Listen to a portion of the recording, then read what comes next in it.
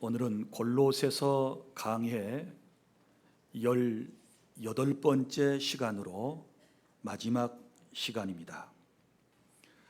오늘 본문 17절에 주 안에서 받은 직분을 삼가 이루라 라고 말씀을 했습니다. 예수님을 믿는 저와 여러분은 모두가 성도가 되었고, 또 특별히 교회 공동체 안에서 여러 가지 직분들을 가지고 있습니다. 그 직분들을 통해서 하나님께 영광을 돌려드려야 하는데, 우리 각자에게 주신 직분을 어떻게 감당할 것인가, 이 말씀을 드리겠습니다. 첫째는 15절 말씀, 자신의 것을 주님께 드리시기 바랍니다. 15절 다 함께 시작. 라오디게아에 있는 형제들과 눈바와 그 여자의 집에 있는 교회에 문안하고. 아멘. 사도 바울은 골로새 교회와 인접해 있는 라오디게아 교회에 먼저 문안을 하고, 그리고 눈바와 그 여자의 집에 있는 교회에게 문안하라, 이렇게 말씀을 했습니다. 여기 눈바라고 하는 분이 나오는데, 이 짧은 구절 속에서 눈바가 어떤 사람인가를 우리가 정리해 보면 이분은 여성이었습니다. 그리고 자기 자신의 집을 가정교회로 제공할 정도로 헌신적인 사람이었다라고 하는 것을 알 수 있습니다. 여러분, 로마 제국의 치하에서, 그리고 수많은 크리스천들이 불이익을 당하고 박해를 당하는 상황 속에서 자기 자신의 집을 예배 처소로 제공한다라고 하는 것은 매우 힘든 일이었습니다. 그러나 그럼에도 불구하고 자신의 집을 예배의 처소, 지금으로 말하면 개척교회 장소로 제공을 한 것을 보면 그의 믿음이 컸다라고 하는 것을 알 수 있습니다. 그는 여성으로서 매우 확실한 큰 믿음을 가진 사람이었다라고 하는 것을 알 수 있고, 또 그리고 교회 공동체 회원 전체가 모이려면 작은 집에서는 안 되겠지요. 꽤 넓은 집이었을 거로 생각이 되는데, 큰 집을 소유하려면 많은 재산이 있어야 할 것이 아니겠습니까? 그러니까 재산도 꽤나 넉넉했던 분인 것을 우리가 알 수 있습니다. 무슨 얘기인가 하면, 여기 나오는 이 분은, 눈바라고 하는 분은 믿음도 확실했고 큰 믿음을 가졌으며, 그리고 또한 부유함을 통해서 하나님께 영광을 돌렸던 정말 균형 잡힌 신앙인이었다라고 하는 것을 알 수 있습니다. 무슨 얘기인가 하면, 자, 믿음도 좋고 그리고 경제적으로도 매우 부유했다. 그러나 우리의 실상을 보면 이런 균형 잡힌 신앙을 찾아보기가 매우 힘듭니다. 한번 보십시오. 어떤 사람들 믿음은 매우 좋은 것처럼 보이는데 경제적으로 매우 어려운 경우가 있는 분들이 있지 않습니까? 반대로 어떤 분들은 경제적인 풍요로움 속에 살아가지만 믿음이 아주 또 빈약한 분들이 있거든요. 그래서 제가 이 골로새서 강의 마지막 부분에서 여러분들에게 축복하는 것은, 우리 주 안의 공동체는 먼저 믿음의 공동체가 되시기를 바랍니다. 그리고 또한 물질의 부유한 복도 받으실 수 있기를 바랍니다. 모두가 다 하나님께 헌신적인 삶을 살고 하나님께 영광을 돌려드리기 위해서 이런 두 가지 복을 우리가 꼭 받아야 한다는 사실을 믿으시기를 바랍니다. 그리고 당시 초대교회의 모습이 살펴보면 가정교회에서부터 시작되었다라고 하는 것을 알 수 있는데, 예루살렘 교회의 시작은 어디서부터였습니까? 마리아의 집에서, 그의 아들 마가라 하는 요한의 다락방에서부터 교회 공동체가 시작된 것을 볼 수 있지 않습니까? 또 사도행전 16장 11절부터 40절에 보면 바울이 빌립보에 갔을 때에 옥감 장사하는 루디아의 집에서 예배하는 것을 볼 수 있었습니다. 여기도 가정이 교회로 제공되었습니다. 그리고 로마서 6장 23절에는 고린도에서는 가이오의 집에서 하나님께 예배를 드렸고, 고린도전서 16장 19절에 보면 에베소에서는 브리스길라와 아굴라의 집에 모여 교회가 시작되었던 것을 볼 수 있습니다. 그러니까 초대교회는 모두가 다 대부분 가정교회로부터 시작되었다라고 하는 것을 알 수 있지 않습니까? 그런데 가정교회가 탄생이 되려면 여기 나오는 눈밭처럼 이런 헌신이 필요한 것이지요. 하나님께 드리는 마음이 필요한 것 아니겠습니까? 사랑하는 주 안의 성도 여러분, 우리가 하나님께 은혜를 받고 난 이후에, 구원의 은총을 확신하고 난 이후에는 한결같이 우리 마음속에 어떤 마음이 생기던가요? 이런 마음이 생기지요. 주님께서 내게 주신 은혜를 내가 무엇으로 보답할꼬 하는 이런 마음이 마음속에 생기게 되는 것입니다. 그래서 여기 초대교회에 여러 성도들이 은혜를 받고 난 이후에 자기의 집을 하나님의 교회당으로 쓰임받을 수 있도록 기꺼이 헌신했고 또 드렸다는 사실을 우리는 유의 깊게 살펴볼 필요가 있는 것입니다. 사랑하는 주 안의 성도 여러분, 저와 여러분은 예수님을 믿고 성도라고 하는 직분을 가졌습니다. 또 그리고 교회 공동체 안에서는 목사요, 장로요, 집사요, 교사요, 찬양대 등의 직분을 우리는 다 맡았습니다. 이제 저와 여러분은 우리에게 하나님이 주신 것들을 들여서 하나님을 섬기고 하나님의 나라를 확장해 나갈 수 있는 그런 믿음으로 승화되어져야 한다는 사실 또한 기억해 주시기를 바랍니다. 전라북도 김제 금산에 가면 유명한 기역자 형태의 교회당이 있습니다. 1905년도경에 이 교회당이 세워졌다고 그럽니다. 지금도 잘 보존되어서 우리가 금산에 가면 이 금산교회당을 여러분들이 둘러보실 수가 있습니다. 당시에 기역자 형태의 교회당을 지었다는 것은 유교문화권 속에서 남녀가 유별했기 때문에 한 장소에서 남자와 여자가 예배할 수 없다. 그래서 기역자 형태를 만들고 남자는 남자, 여자는 여자, 그래서 서로가 볼 수 없도록 만들고 목사님은 그 가운데 서서 설교를 했던 것을 볼 수 있습니다. 자, 그런데 이 금산교회가 어떻게 생겨졌느냐, 이 얘기를 간략하게 여러분들에게 소개를 해드리도록 하겠습니다. 그러니까 1900년경에, 우리나라의 1900년경에 그 고을의 지주 조덕삼이라고 하는 분이 계셨습니다. 이분은 비단을 팔며 마방을 운영하던 분이었습니다. 마방이라고 하는 것은 마국간을 갖춘 주막집을 마방이라고 하는 것입니다. 그리고 많은 돈을 벌었습니다. 땅을 많이 사들여서 지주가 되었습니다. 그런데 그의 집안은 대대로 유교를 신봉하는 집안이었습니다. 그런데 어느 날 그 마방에 미국인 선교사 테이트라고 하는 분이 찾아와서 묻게 됩니다. 우리 한국 이름으로는 최의덕 선교사라고 그럽니다.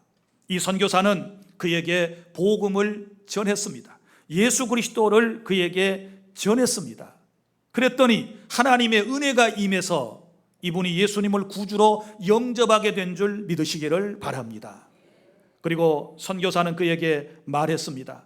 지금 조선 민족이 이렇게 어려움을 겪고 세상을 살아가고 있는데 이 민족이 잘 사는 비결, 이 민족이 복받는 비결은 마을마다 교회당을 세워서 하나님을 잘 섬겨야 된다라고 말해 주었습니다.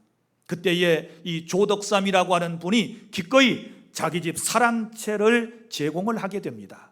그래서 사랑채에서부터 금산교회가 시작이 된 것입니다. 하나님께서 내게 주신 은혜를 내가 무엇으로 보답할꼬 하는 마음을 가지고 그는 자기의 집을 예배의 처소로 제공을 했던 것입니다. 지금도 그때의 교회가 남아있다고 그랬습니다. 기역자 형태의 유명한 교회당이 대한민국에 몇 개가 있는데 이 금산교회는 정말 많은 사람들이 한 번쯤은 둘러보아야 할 너무나도 복된 교회당이다라고 하는 사실을 여러분들에게 말씀을 드립니다. 그리고 이 조덕삼 지주는 나중에 그 교회의 장로님이 되십니다. 장로님이 되셔서 그 교회를 섬기게 되는데 또 자기 집에 저 경상도 거제도 출신의 이자익이라고 하는 젊은이가 너무 그쪽 지역이 먹고 살기 힘드니까 저 전라도 땅에 가면 굶어 죽지는 않는다 그러더라 라고 하는 소식을 듣고 김제에 와서 그 집에서 머슴 노릇을 하게 됩니다. 그런데 이 주인과 지주와 그리고 이 머슴살이를 했던 분이 예수님을 구주로 함께 영접을 해요.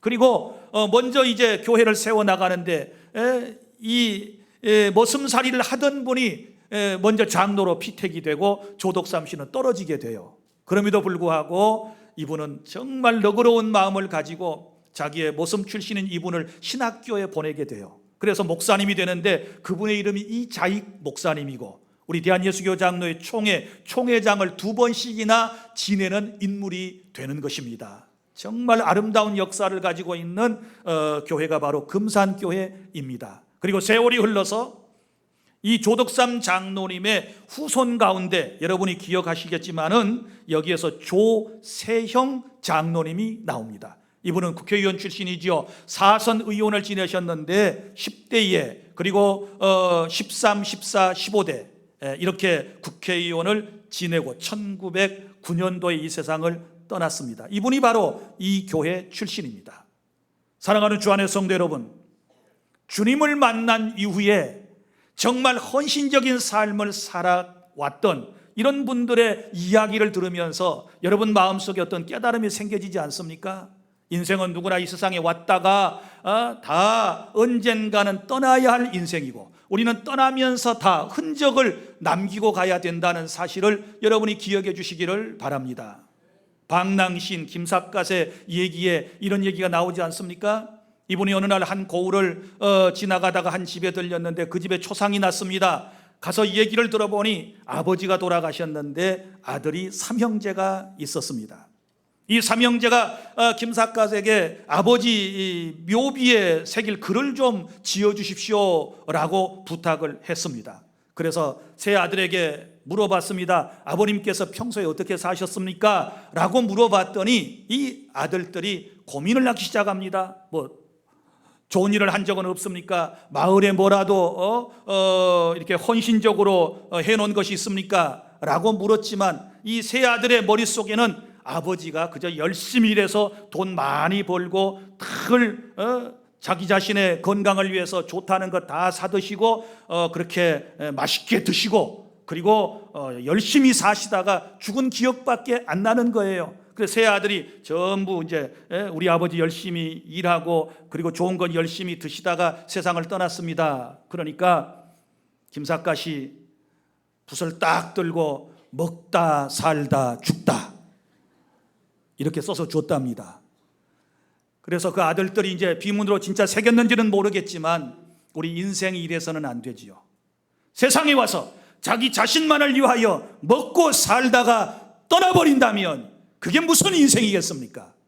우리 인생은 만물의 영장이라고 그러지 않습니까? 하나님의 형상대로 우리가 지음을 받지 않았습니까? 예수 그리스도의 특별한 은총을 통하여 우리가 구원받고 지금까지 살아오고 있지 않습니까? 뭔가 아름다운 흔적을 남기고 이 세상을 떠날 준비를 저와 여러분은 해야 될 줄 믿으시기를 바랍니다. 여기 눈바라든지 가이오라든지 브리스길라와 아굴라라든지 사도 바울이라든지 나중에 나는 아키뽀라든지 이런 모든 분들은 그들의 아름다운 행적과 이름을 성경에까지 남기고 갔습니다. 여러분, 내가 지금 세상을 떠나면 여러분의 후손들이 여러분을 어떻게 평가할 것인가? 오늘 저녁에 잠자리에 누워서 오늘 이 잠자는 이 시간이 내 인생의 마지막이다 라고 생각을 하고 정상적으로 여러분의 삶을 한번 여러분이 평가해 보시기를 바랍니다. 사람들이 나를 뭐라고 얘기할까? 먹다 살다 죽다? 열심히 일한 거 좋습니다. 그런데 열심히 일해서 집 좀 넓히고 좋은 차 사고 여유가 생기니까 휴가철에 이곳저곳 해외여행하고 가족들끼리 즐기고 그렇게 살다가 세상을 떠나는 그것이 하나님께서 우리를 구원하신 목적이라고 생각하십니까? 절대로 그렇지 않습니다. 우리는 하나님의 영광을 위하여 하나님을 기쁘시게 하고 사람을 행복하게 하는 이런 삶을 살다가 우리는 주님 앞에 서야 한다는 사실을 여러분 기억해 주시기를 바랍니다. 우리가 얼마나 더 살는지 아무도 예측할 수 없습니다. 아무도 10년, 20년 더 살 거라고 장담할 수 있는 인생이 어디에 있겠습니까?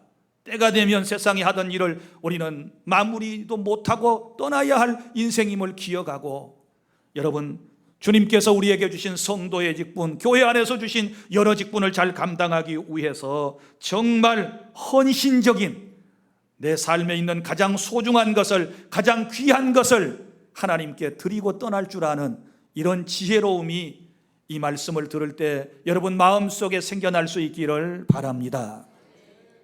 둘째로, 주 안에서 받은 직분을 이루려면 어떻게 할까요? 16절입니다. 하나님의 말씀을 읽으시기를 바랍니다.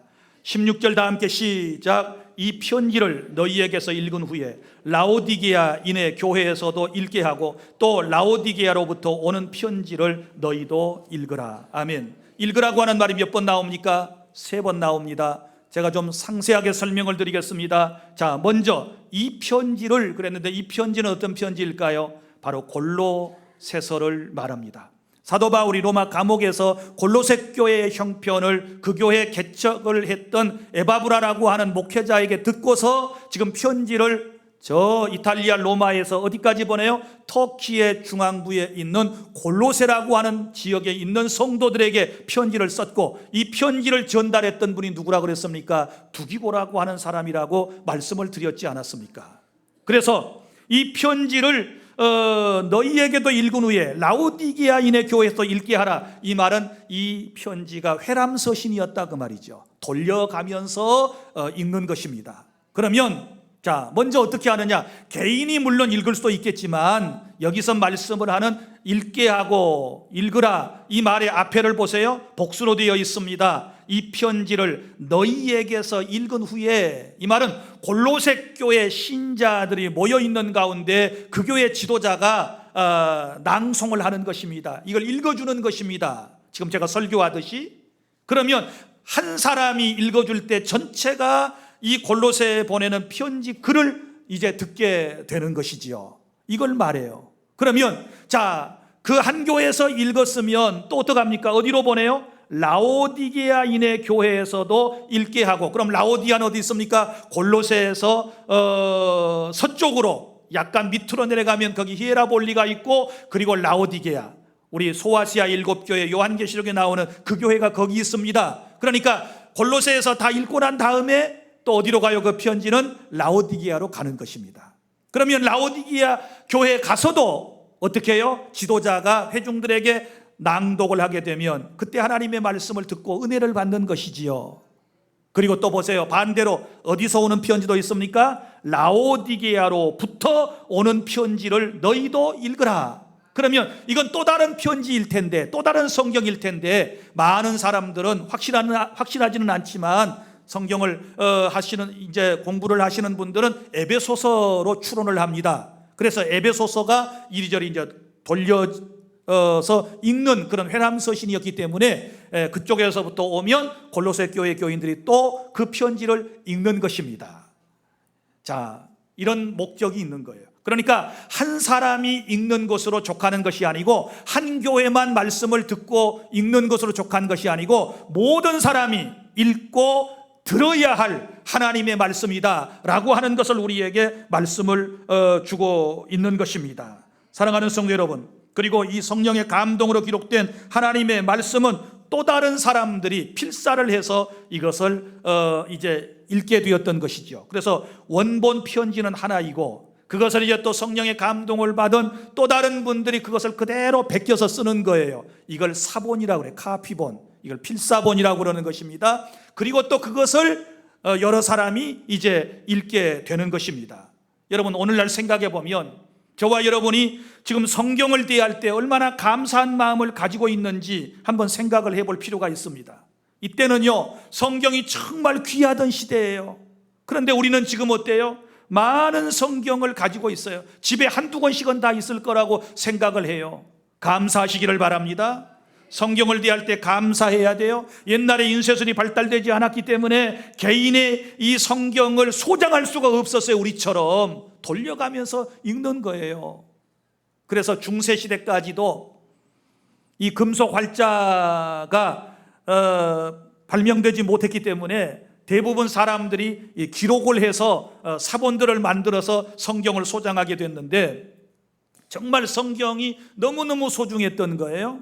중세시대에 성경 한 권의 값이 얼마였느냐? 작은 농장을 하나 팔아야 살 만큼의 가치가 있었대요. 그건 그만큼 돈을 가져도 못 사요, 희귀성 때문에.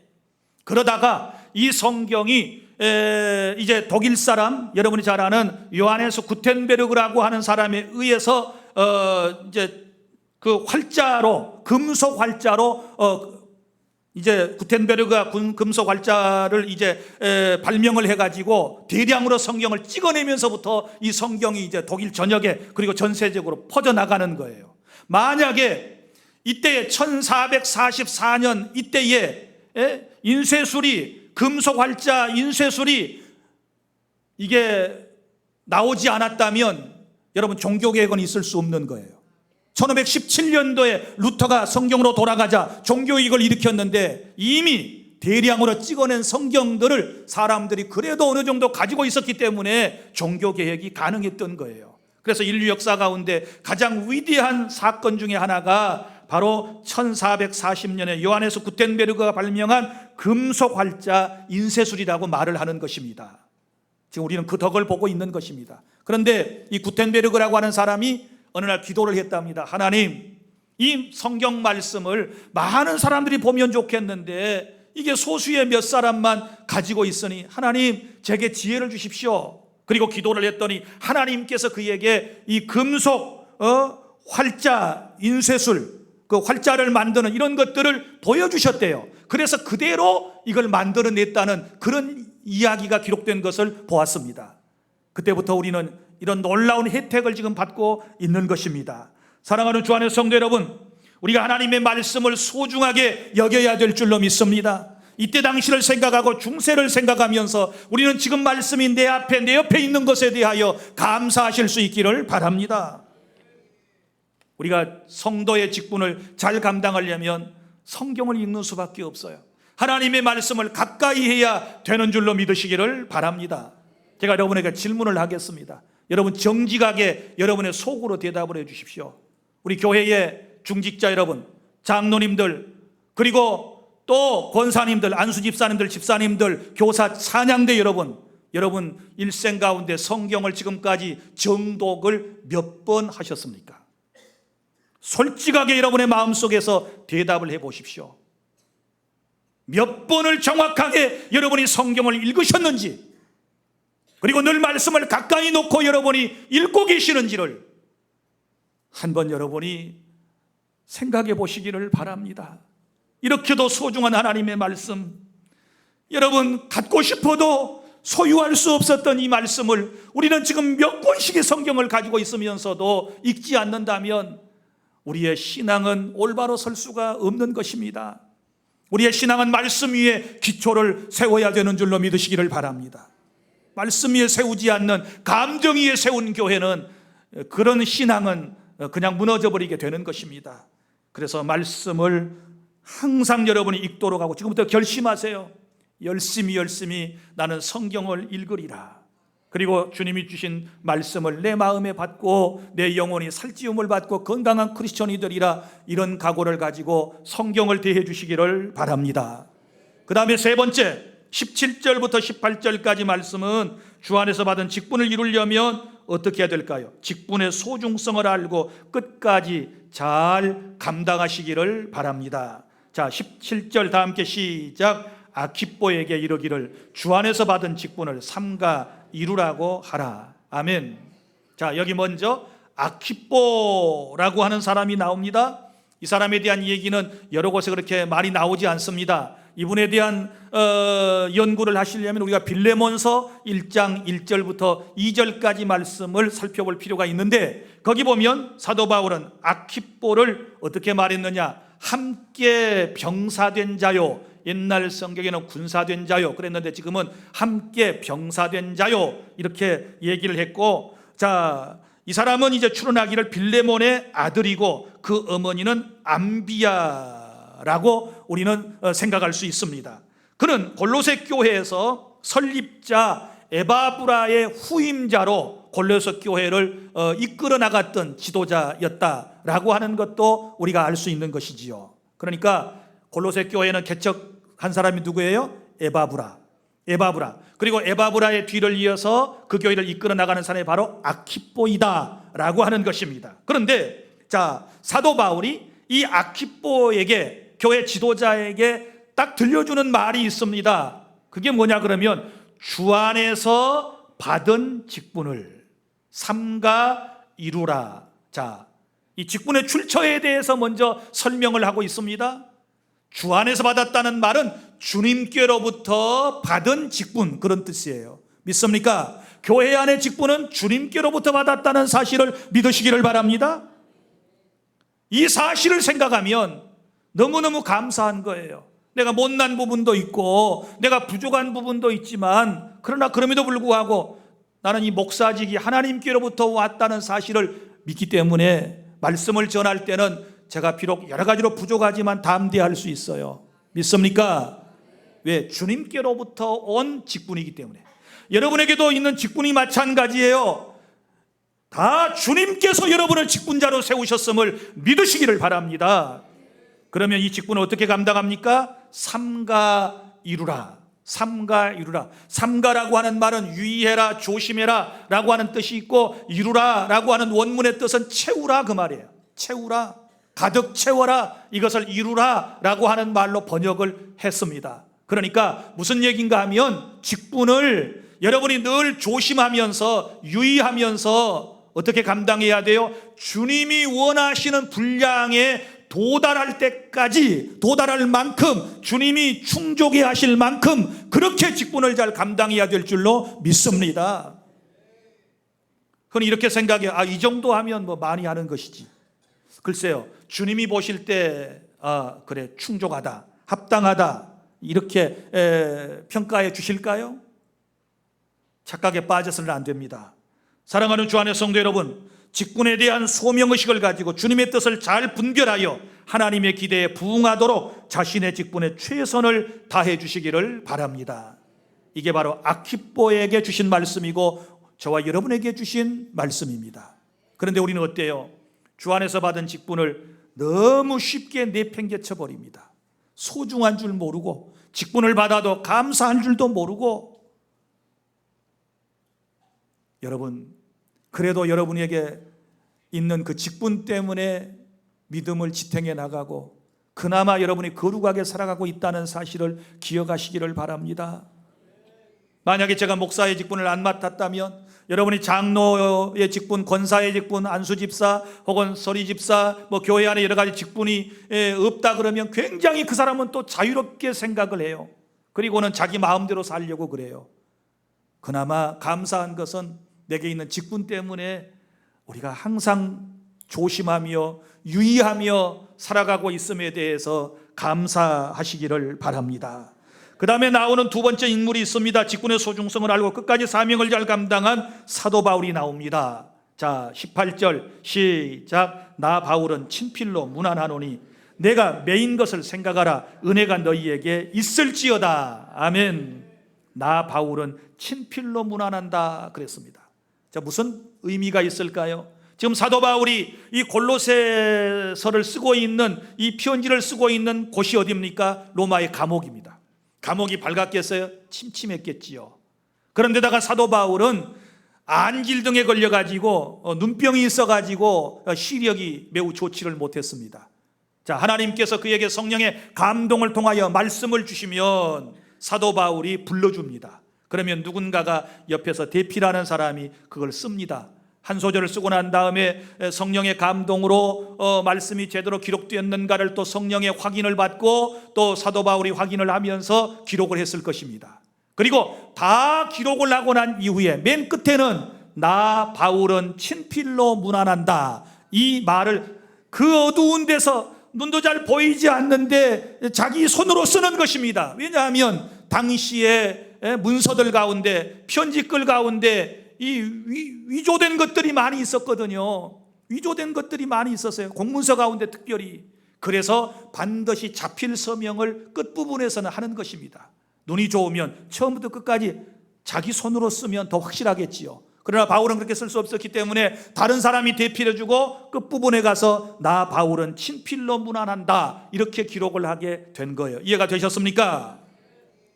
자, 사랑하는 성도 여러분, 이제 우리는 정말 이 하나님의 말씀을 받으면서 또 생각해야 할 것이 있는데, 여기 내가 메인 것을 생각하라. 골로새 교회의 편지를 쓰면서 내가 메인 것을 생각하라 그랬는데 이 말이 무슨 말이에요? 내가 지금 감옥에 매여 있는 것을 생각해라.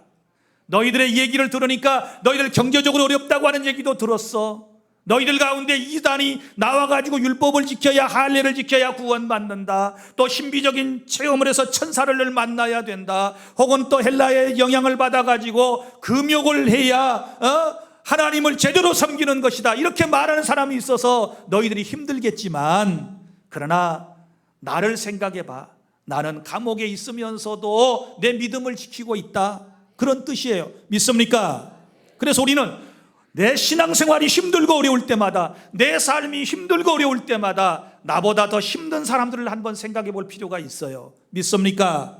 나보다 더 고통 가운데서 주님을 섬기는 사람들을 여러분이 생각하면서 모든 어려움을 참아내고 이겨내고 승리하는 여러분이 되시기를 바랍니다.